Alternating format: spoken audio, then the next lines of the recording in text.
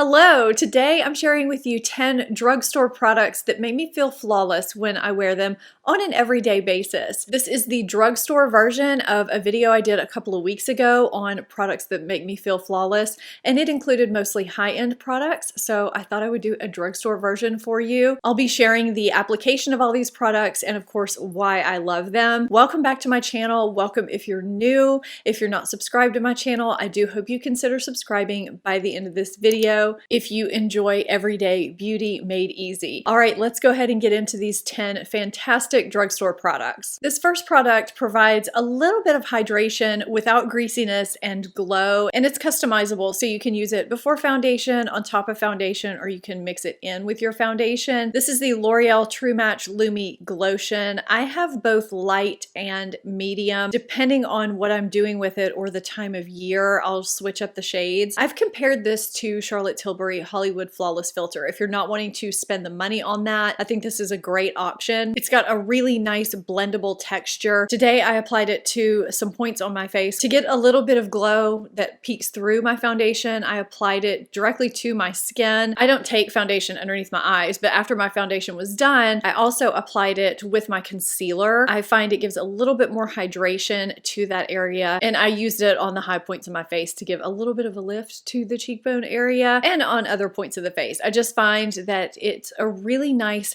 naturally dewy, glowy looking product. And no matter if I'm using it how I did today or if I mix a little bit into a foundation, I just feel like my makeup looks really great when I incorporate this into my makeup look. I just did a video on top 10 products under $10, and this is the foundation I chose for that video because my makeup always looks good and wears beautifully when I use this foundation. This is the Maybelline Fit Me Matte and Poreless Foundation. Now, for those of you with normal to dry skin, there is a dewy and smooth version. So, no matter what skin type you have, if it's oily combo like me or normal dry, there's a version for you. Now, my skin is getting acclimated right now to prescription tretinoin. So while I still get shiny in my T-zone, I do have some little dry, kind of flaky areas that are cropping up sometimes. This version does not catch on those at all. It applies and blends in beautifully and gives me a natural soft matte finish. It never looks too heavy, and I can get medium to medium full coverage with it and never feel cakey. It also feels lightweight on my skin. This is one of my favorite foundations and one that stays in my makeup arsenal because I just always feel like I look good with it on. I have dark circles. I have to apply a corrector underneath my concealer to counteract the discoloration under my eyes. I've been talking about this corrector since I discovered it a couple of months ago. It stays on my vanity. It's in regular rotation along with my high-end correctors. This is the Makeup Revolution Conceal and Correct in the shade Peach. There are other shades of this. Peach works beautifully for me to brighten underneath my eye and correct the discoloration before I conceal so that my concealer works better. I need less of it. Things are less cakey under my eyes, wear better throughout the day, and I don't get that gray shadowy cast underneath my concealer, you know what I mean? And this formula is not drying like I've found a lot of drugstore corrector formulas to be. I just feel like my makeup looks good when I use this. So this is my choice for a corrector that makes me feel really good when I wear it. I mean, chances are, if you've been following me for a while, you know what some of these picks are going to be, and this is probably one of them. This is the e.l.f. Hydrating Camo Concealer. I'll put my shades down below in the description box, by the way. I just realized I have not been giving you shades. If you're on mobile, just click the title below the video. If you're on desktop, look below that title and you'll see the words show more, and I have a section for the products shown in the video as well as what I'm wearing. This blends out really easily. It covers well and layers well if you need a little bit of extra coverage. It's also not drying on my dry textured under eye area. It lasts throughout the day. I've just really enjoyed this concealer so much. I've kind of struggled finding a really good drugstore concealer that works well with the dryness and texture I have underneath my eyes, and this is one that I reach for again and again. I had kind of a struggle picking a setting powder because I have a few drugstore setting powders that I reach for when I just want to feel really good. So I had a hard time choosing between them. In the end, I kind of waffled tumbled between a couple. I did choose a finalist. So I'll tell you the one that I picked and then I'll tell you what I almost picked. So I ended up picking the Flower Beauty Light Illusion Perfecting Powder. I just think this is such a beautiful powder no matter what skin type you have. You know, for me, I have oily combination skin on my face, but under my eyes, it's dry and textured. And this works well to set both of those areas. Now I have the shade Porcelain L1 because when I apply it, it just looks translucent and that's what I like in a setting powder. It sets my makeup really nicely. It helps it last a long time and look good throughout the day, and it keeps me shine free a long time without looking like I'm wearing powder. So it was kind of a toss-up between that and any of the number 7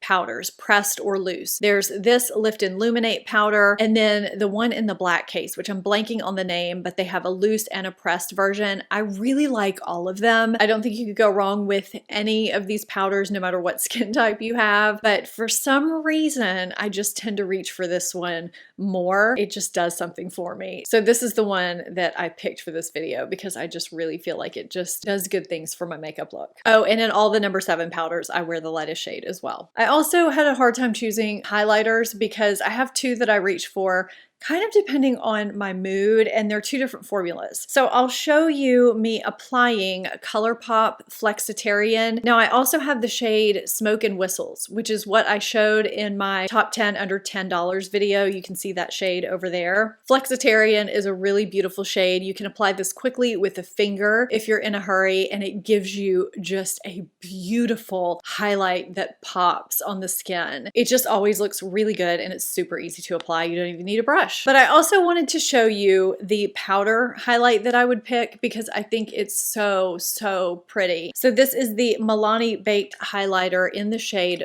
Dolce Perla. This is a gorgeous formula that never fails me. It just looks naturally pretty on the cheek, gives a lovely glow, and it doesn't look like you're wearing highlighter. It just looks like your look is enhanced. And that's what I like in a highlighter. So if I'm in the mood for something that pops a little more, I'll pick the ColourPop. But if I want something that's a little more subtle, yet still really beautiful, I'll go for the Milani. So that's why I have 2 picks in this video. I did end up choosing one bronzer, believe it or not, and I had a hard time. I have a lot of good drugstore bronzers, I'm realizing. I think I actually talked about this for the first time in my drugstore products that could be luxury video, not just for the product inside, but for the packaging too. I just think it's a little bit different than what's out there for the drugstore. This is the Physicians Formula Bronze Booster. I feel like it's a little bit special because there's actually a mirror in the top. A lot of drugstore products just have that clear top and no mirror, or you have to flip up the bottom to get to the mirror. Now you do have to flip up the bottom to get to the brush, but you know, you have a good, nice, solid, pretty product here. Now I have the shade Medium Dark, but it's definitely not too dark for me, but I think you can definitely build it up if your skin tone is a little bit deeper than mine. This applies so smoothly. I don't have to tap off my brush. That's something I really appreciate in a bronzer. It's the perfect tone for my skin tone. It's very flattering year round. I can wear it in the summertime. I can wear it in the winter, and it always looks naturally glowy, which is what I like in a bronzer. I always feel pretty when I wear it. It's not overly shimmery. It's not overly matte. It just gives you that naturally radiant look. It's just the perfect drugstore bronzer to me. I love it and I always feel good when I wear it. I almost didn't even put an eyeshadow in this video at all because I feel like I kind of mix up my drugstore eyeshadow palettes a lot. But when I think about what I reach for on a day-to-day basis that never fails me and I always feel like I look good when I wear it, it is one of these 2 palettes. And I'm showing you both for a reason, because you have a cool toned version and you have a warm tone version, and they're both great neutral palettes. These are from ColourPop. You have the Stone Cold Fox, which is the cool toned, and you have the warmer palette, which is the Bare Necessities. I have on Stone Cold Fox today. Now, just in case these are out of stock, because ColourPop is infamous for doing that, I'll put some alternatives down below with these. I can get never-ending looks with either of these palettes.